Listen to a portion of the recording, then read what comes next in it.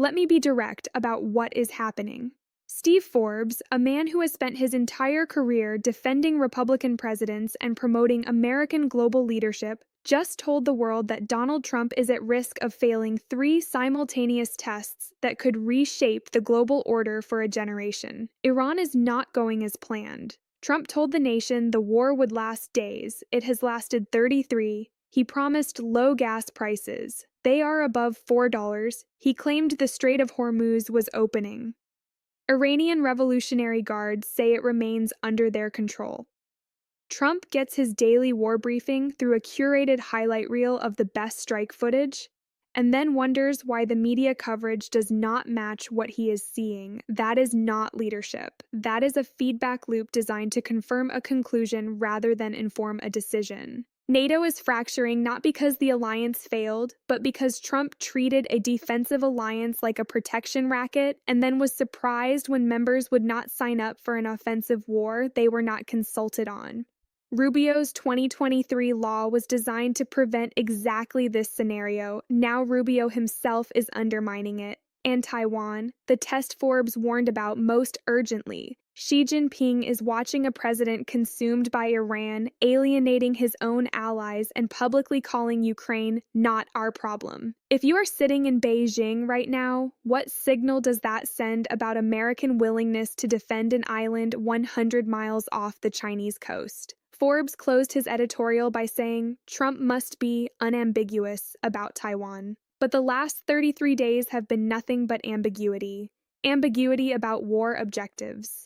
Ambiguity about NATO. Ambiguity about what America will and will not defend. 3 tests, 3 crises. And a president who may be the last person in Washington to realize he is failing all of them simultaneously. President Trump and the United States face 3 immediate tests that will profoundly affect our security and that of the free world.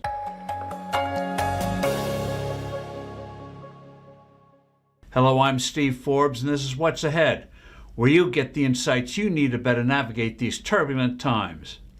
The 3 big tests we must deal with are well known: Iran, Ukraine, and Taiwan. China, despite economic woes, is intent on replacing the U.S. as the Earth's dominant power. It is relentlessly building up its military and attempting to expand its influence around the world despite occasional setbacks. Russia is determined to control Ukraine and break NATO, the core of our post-World War security system.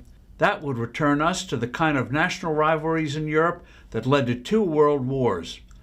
Iran's terrorist imperialist regime believes survival in the current war would be a victory, enabling it to have veto power over the crucial Strait of Hormuz and eventually become the dominant power in the Middle East again, while murderously spreading its diabolical religious fanaticism everywhere.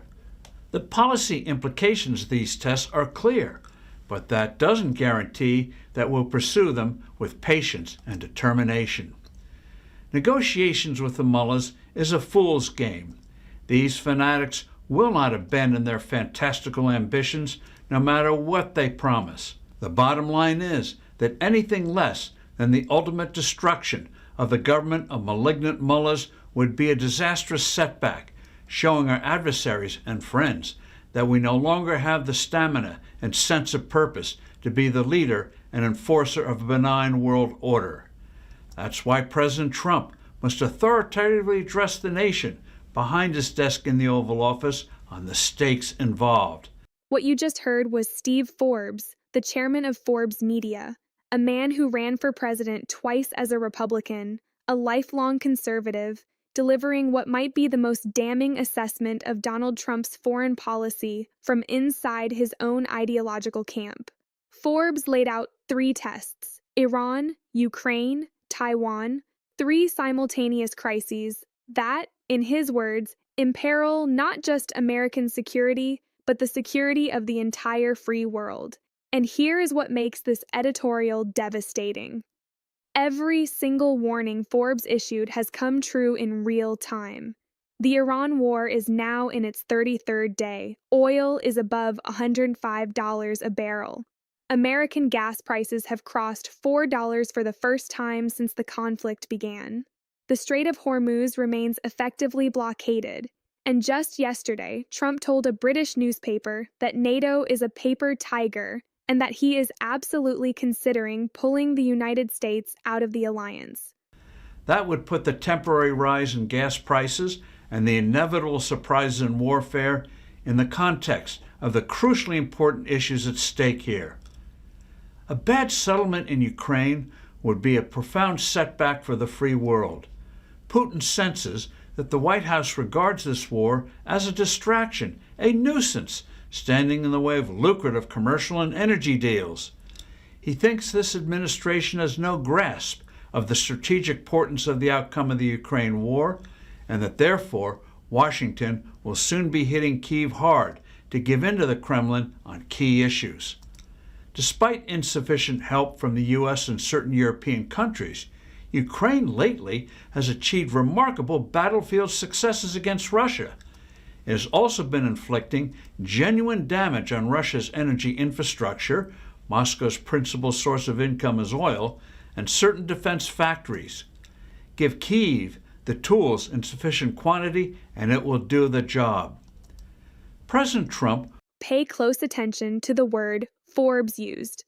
Distraction. He said Putin believes Trump sees Ukraine as a distraction.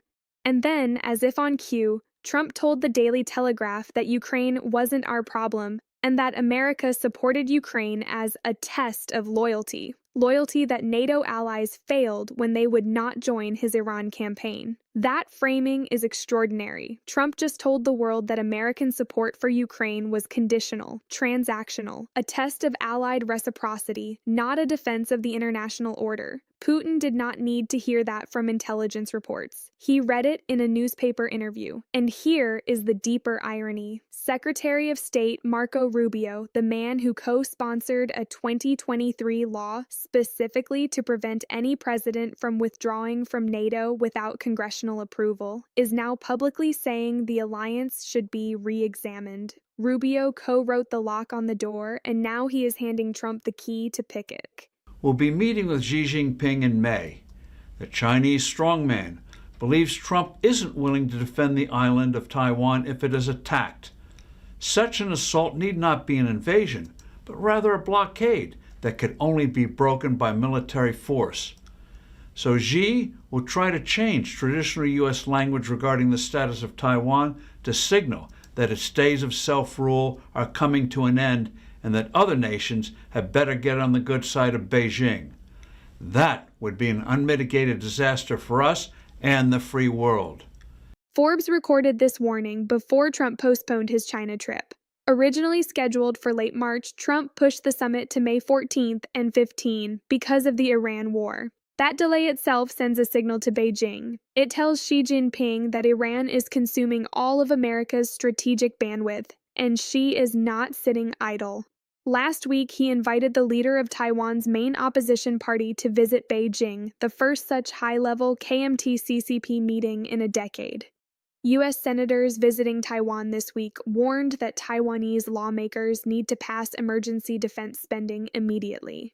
A Newsweek analysis published just yesterday argued that the Iran war has fundamentally changed the Taiwan playbook, exposing weaknesses in Chinese military doctrine, but also revealing how overextended the United States can become when fighting on multiple fronts.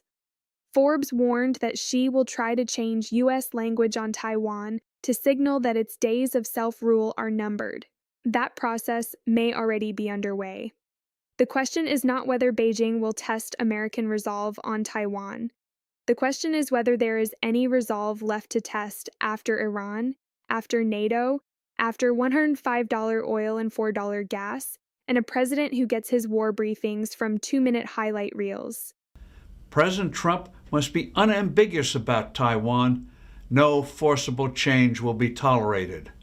I'm Steve Forbes. Thanks for listening. Do send in your comments and suggestions, and I look forward to being with you soon again.